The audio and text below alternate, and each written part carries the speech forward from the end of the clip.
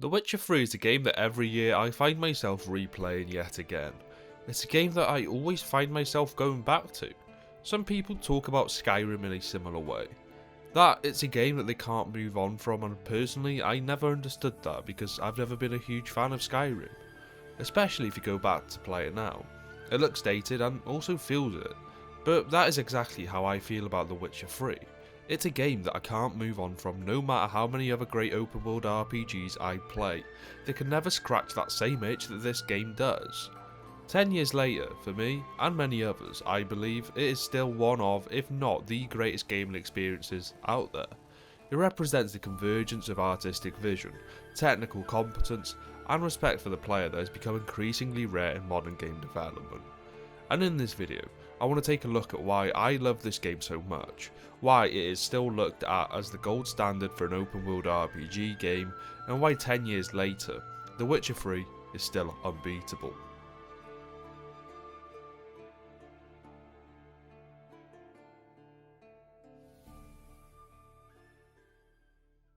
The Witcher's free world feels authentically lived in rather than artificially constructed. The Northern Kingdoms aren't just beautiful backdrops for Geralt's adventures, they're ecosystems where every village, every innkeep and every encounter tells a story. You can walk into an innkeep and find a Gwent card that you needed, or stumble across a side quest that will have an engaging story. You may stumble across a burned down village or a haunted village and learn about what happened there, and again, you'll most likely find a quest, a contract or a treasure hunt that will help you in getting better gear. Unlike many modern open world games that prioritise scale over substance, where you're made to do the same repetitive side quests over and over again, or find collectibles scattered across the map, The Witcher 3 achieves something far more difficult, making players believe in the reality of its fictional world. Walk into any random village in Velen and you'll find NPCs engage in activities that make sense within the context of a war-torn medieval fantasy setting.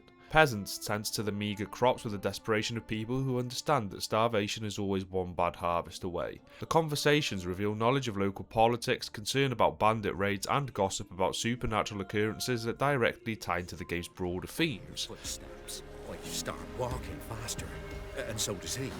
I stop, so does he. I turn around and look. A monster standing in the road, face stitched up. Or they just talk utter rubbish. Merchants hawk their wares with a calculated desperation born of the economic hardship, the inventory reflecting the scarcity and dangers of the particular region. These are the foundations of a world that responds to and reflects the larger narrative forces at play. The game's environmental storytelling operates on multiple levels simultaneously. A burned out village tells the story of the ongoing war between Nilfgaard and the Northern Kingdoms. The positioning of corpses, the state of abandoned belongings, and the reactions of survivors all contribute to a narrative that players can piece together through observation rather than exposition.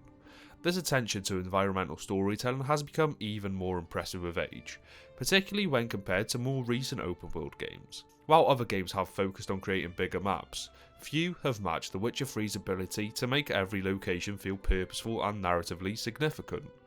Games like the Assassin's Creed franchise or even Cyberpunk 2077 may have larger worlds or more advanced graphics, but their environments often feel hollow by comparison, populated by NPCs who exist solely to fill space rather than contribute to a living world. CD Projekt's Red Cyberpunk has a ton of NPCs, and I love the game, but they are simply not on the same level as they are in The Witcher 3. Even the smallest side quest locations in The Witcher 3 contain visual storytelling that rewards careful exploration and observation. You can run into several side quests by simply travelling around the world. In my most recent playthrough, I was heading towards a cave to find a diagram for some Witcher gear, and on the way there I ran into a side quest in the smallest of villages where humans were turned into pigs. I then had to lift the curse, and after doing so I could determine the fate of Yontek, the person who cursed those people.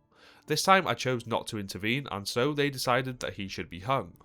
And just out of curiosity, I waited a whole day and went back to that village to see if he was in fact hung. And not to my surprise, there he was. No other game really makes you impact the world you're living in the same way The Witcher 3 does. Most games would let you decide, but if you went back to that village, you wouldn't find Yontek hanging from a tree. But that is exactly how you create a living, breathing world. And it makes every side quest, every encounter you run into unique and worthwhile. This approach also helps in immersing players in the world. It makes you think about every decision because in this game, they actually matter. However, the game's approach to world building extends beyond individual locations to encompass entire regions with distinct identities and cultures. Velen's war-torn landscape reflects years of conflict with refugees, deserters and opportunists creating a society on the edge of collapse. Travelling through Velen has a depressing atmosphere, like death is always just around the corner. Then Novigrad represents the pinnacle of civilization in the game world, but beneath its impressive and beautiful architecture lies corruption, prejudice and exploitation. Skellige's harsh beauty and clan-based culture create a completely different atmosphere where honour and tradition clash with the practical necessities of survival in an unforgiving environment. Tucson is beautiful and my favourite region in the game, but underneath that beauty, the region and city is the same as Novigrad. This regional diversity goes beyond aesthetic differences to encompass different gameplay experiences, social dynamics and narrative themes. The political intrigue of Novigrad feels distinct from the primal struggles of Velen or the traditional conflicts of Skellige, yet all three regions feel like authentic parts of the same world rather than disconnected areas. All of this creates a world and atmosphere that is difficult to find elsewhere, even 10 years later. This great world, however, would go to waste if it wasn't inhabited by some of the best characters in all of gaming. The Witcher 3's characters and its character development is still some of the best in the industry. The game's approach to character development represents a masterclass in creating characters that feel genuinely human. This is something that many other games fail to accomplish. Geralt, who's brilliantly voiced by Doug Cockle, remains one of gaming's most compelling protagonists and one of my personal favourites. No act. I extended a hand to these people. They spat on it. Could it be because it held the sword that killed their loved ones? Tja, a moralist. And what would you do in my stead? Wouldn't ever be in your stead. Precisely because he subverts traditional hero archetypes while also embodying them. He's a professional monster hunter who often discovers that the real monsters wear human faces and live in palaces rather than caves. He's an emotionally distant mutant whose alleged inability to feel emotions is constantly contradicted by his actions and relationships.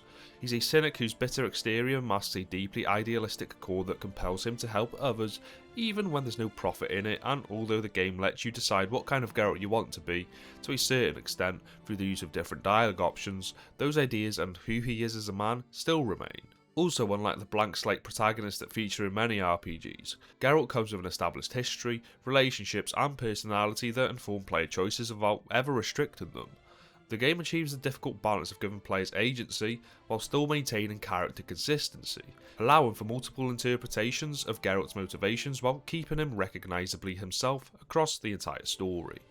But Geralt is the foundation for a cast that is brilliant throughout the entire game. Yennefer represents one of gaming's most complex female characters, refusing to be reduced to either saint or sinner. Her relationship with Geralt spans decades of shared history, mutual respect, and fundamental incompatibilities that create genuine romantic tension. She's powerful, intelligent, and manipulative, but also vulnerable, lonely, and capable of tremendous sacrifice. The game never asks players to simply like Yennefer. Instead, it asks them to understand her and decide whether that understanding leads to acceptance or rejection. And Geralt and Yennefer have one of the best songs in the entire game, but more on that later. Then we have Geralt's other love interest, Triss Merigold. She offers a contrasting approach to the same archetype, representing a different kind of strength and a different relationship dynamic with Geralt. Rather than creating a simple choice between good and evil romantic options, the game presents two fully realised individuals with their own strengths, flaws and compatibility issues with Geralt. The choice between them, or neither, feels genuinely meaningful because both characters are developed as complete people, rather than relationship options. The supporting cast is just as good throughout the game too. The Bloody Baron remains one of the game's most compelling characters. He's a man whose genuine love for his family coexists with his history of domestic abuse and alcoholism. The game refuses to offer simple redemption or an easy way out, instead presenting a complex individual whose attempts at growth must be weighed against past actions. It asks us, the players, how our own morals respond to a character who defies easy categorization. On the other hand, Dandelion is quite the opposite, and encounters with him, although scarce, and personally I would have loved to see him more, are always fun. Vesemir is both mentor and a father figure, his wisdom tempered by the limitations of his Witcher worldview. Even minor characters like Priscilla, Zoltan and various smaller characters that are only part of a side quest receive enough development to feel like real people with their own lives and concerns beyond their interactions with Geralt. The relationship between Geralt and Ciri is, however, the highlight of the story, I believe. A father-daughter dynamic that drives the main narrative with genuine stakes that extend beyond saving the world. Their relationship develops through flashbacks, conversations, and shared experiences that reveal the depth of their bond. When you finally reunite with Ciri after hours of searching, the emotional payoff feels earned. That's a testament to writing that trusts players' intelligence and emotional investment. The game's approach to character relationships goes beyond individual personalities to illustrate how each character fits into the broader intertwined web of relationships. Friends have fallings out, lovers maintain complicated histories, and allies sometimes become enemies based on circumstances rather than simple moral alignments. These shifting dynamics create a sense of authenticity that many games struggle with. In The Witcher 3, relationships feel organic rather than scripted. The Witcher 3 revolutionised how the gaming industry thinks about quest design, and a decade later its approach remains the gold standard that other games want to reach. The game treats every quest, no matter how small or seemingly insignificant, as an opportunity for storytelling, character development, and world building. This philosophy and approach to quests and even side quests transforms what could have been your traditional quests into meaningful narrative experiences that contribute to the game's overall themes and atmosphere. At the surface level, each quest provides clear objectives and appropriate rewards, but beneath this functional layer lies sophisticated storytelling that uses gameplay mechanics to reinforce narrative themes.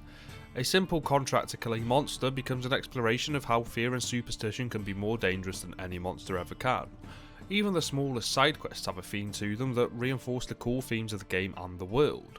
Take the Bloody Baron questline for example, which is probably one of the game's best and one that has been discussed several times. What begins as a simple search for information about Ciri's whereabouts evolves into a depressing story of domestic abuse, addiction, trauma, and the possibility of redemption. The Baron himself represents everything that makes The Witcher 3's quest design exceptional. He's simultaneously a loving father, a devoted husband, an abusive drunk, a capable leader, and a broken man trying to piece his life back together. The game doesn't ask players to forgive his actions or condemn his current efforts at redemption. It asks them to grapple with the complexity of human nature and make their own moral judgments based on incomplete information and competing values. The quest structure reinforces its thematic content through gameplay mechanics. Players must literally search for clues about Anna's disappearance, mirroring the Baron's own desperate attempts to understand what went wrong in his marriage. The investigation reveals information gradually, allowing players to form opinions and then challenge those opinions as new evidence emerges. The storyline's resolution depends on player choices made throughout the storyline, but even the best outcome carries costs and complications that prevent simple satisfaction. This approach applies pretty much to every side quest in the game. Each is designed to contribute something meaningful to the overall experience. The Last Wish quest explores Geralt and Yennefer's relationship through a supernatural mystery that literalizes the concept of magical attraction. A Tower Full of Mice begins as a straightforward ghost story but evolves into a tale about the corrupted nature of obsession and revenge, and The Whispering Hillock presents players with an impossible moral choice that demonstrates how good intentions can lead to terrible consequences. Even the game's monster contracts tell a story about the relationship between human communities and the supernatural threats they face. Players must investigate not just how to kill the monster, but why it appeared, what it wants, and whether violence is truly the only solution to the problem.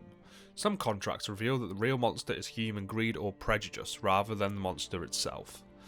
The game's approach to player choice represents another revelation in quest design. The Witcher 3 presents complex situations where the right choice isn't always clear and consequences may not manifest until hours later. Players might make what seems like a minor decision early in the game, only to discover its ramifications later on. This approach creates genuine investment in choices because players understand that their decisions matter and affect the story and the world.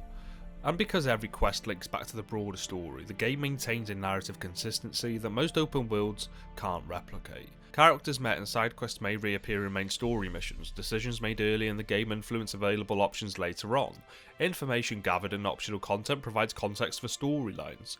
This web of connections makes the game world feel reactive to player choices rather than simply providing the illusion of consequence the way so many other games do. The variety of quest activities are also plentiful. You have the main story, side quests, treasure hunts, Witcher contracts, Gwent, horse racing and fist fighting. All offer different experiences and give you plenty of things to do in The Witcher 3. While graphics have certainly improved since 2015, The Witcher 3's visual design has aged really well. The game's enduring visual brilliance doesn't exactly stem from raw technical power, but from strong art direction and atmospheric design that prioritises cohesive aesthetic. Although the game did receive its next-gen update a few years ago, which has made the game look even better. But rather than going for photorealism at the expense of artistic identity, CD Projekt Red created a cohesive aesthetic that supports the narrative and world building of the game. The fog-covered swamps of Velen create an atmosphere of decay and despair that reinforces the region's war-torn status. The bustling streets and impressive architecture of Novigrad communicate the city's wealth and power. The stark beauty of Skellige's islands reflect the harsh but honest culture of its inhabitants, and Toussaint is just downright beautiful. The Witcher 3 is just another great example that art design will always be far superior to sheer graphical fidelity. One aspect of The Witcher 3 that often goes underappreciated is its exceptional audio design, that enhances every aspect of the experience. Composed primarily by Marcin Przybyłowicz with contributions from Mikołaj Starinsky and Percival Schutenbach, the game's soundtrack is one of the best of all time in my opinion. The score seamlessly blends traditional orchestral arrangements with folk music elements that reflect the game's Eastern European cultural influences. Each region has its own musical identity that reinforces the distinct atmosphere and cultural characteristics established through visual design and narrative content. Velen's music carries undertones of despair and loss that mirror the war-torn landscape, while Skellige's incorporates Celtic influences that reflect the island's clan-based culture. It's also calmer and more sombre compared to Novigrad, for example. The combat music also deserves recognition for its dynamic integration with gameplay mechanics. The music responds to the intensity and nature of differing encounters. Fights against human opponents feature different musical elements than battles with monsters, and boss encounters receive unique compositions that enhance their dramatic significance and can make them more memorable. Innkeep songs, street musicians and bardic performances all contribute to the world building while providing memorable musical moments that players associate with specific locations and characters.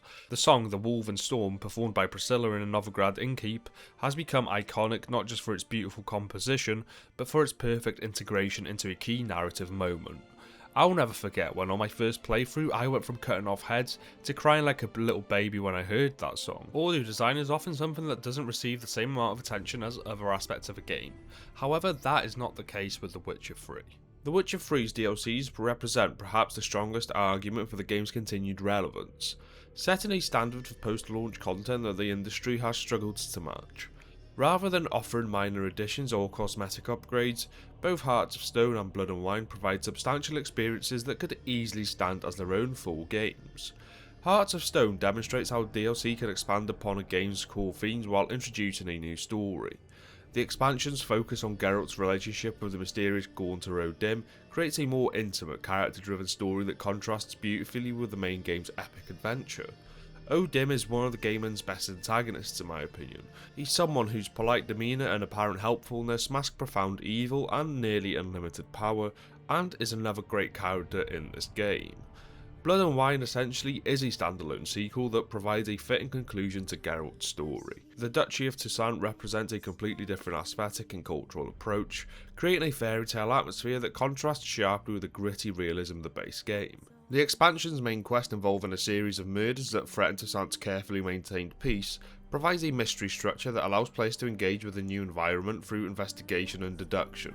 The revelation of the true antagonist and the complex motivations behind the murders maintains the series' commitment to moral ambiguity while giving us a satisfying resolution.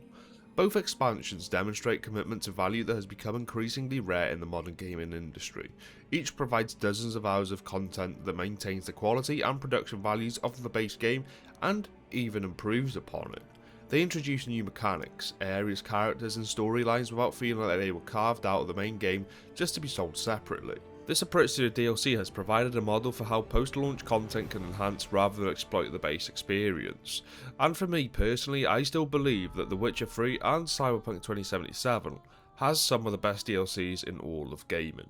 One area where The Witcher 3 initially faced criticism was its combat system, but it has actually aged better than I thought. However, it still isn't without its issues.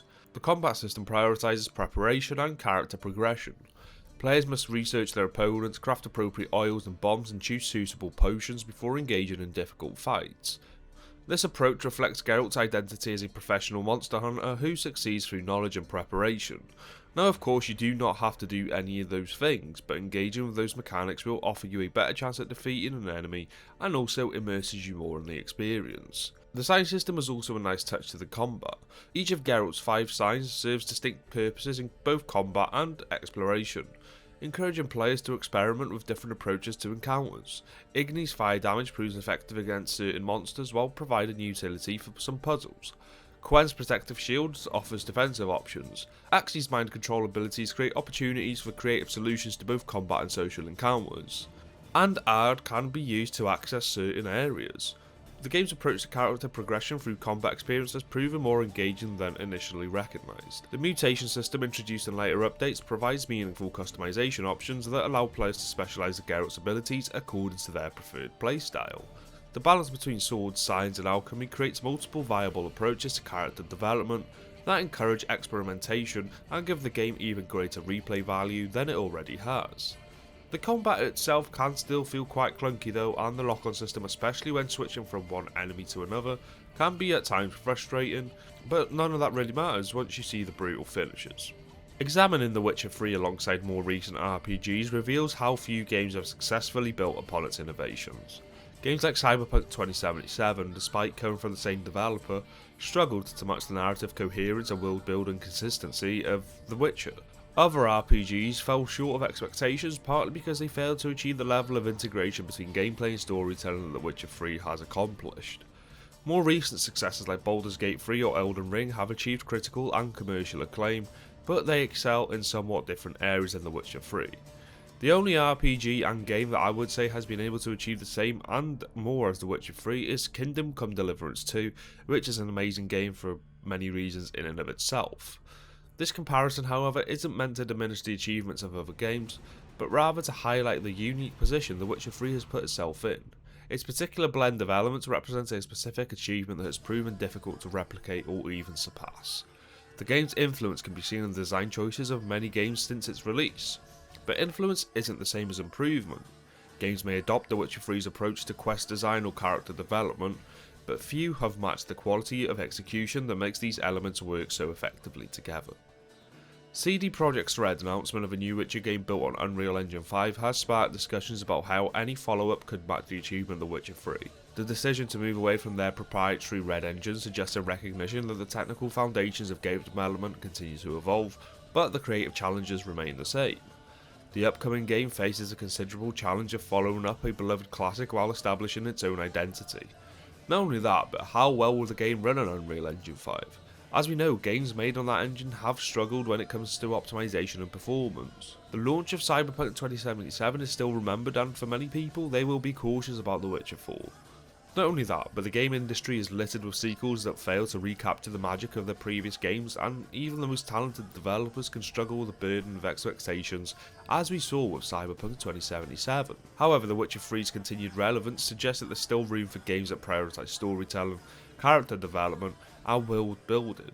If CD Projekt Red can maintain their commitment to these values while adapting to new tactical possibilities and pushing the franchise in meaningful ways, they may be able to create something worthy of the previous achievement. And there are rumours that The Witcher 3 will be receiving a new DLC, which is something I personally can't wait for. 10 years later, The Witcher 3 remains unbeatable because it created an experience that resonates on an emotional and intellectual level that transcends its medium. There have been many games with better graphics, bigger worlds and more complex gameplay mechanics, but none have matched The Witcher 3's ability to make players genuinely care about its world and characters. And 10 years later, as new games come and go, The Witcher 3 remains a game that I keep going back to. A game that I will never get bored of, and a game I wish I could erase from my memory so I could experience it for the first time again.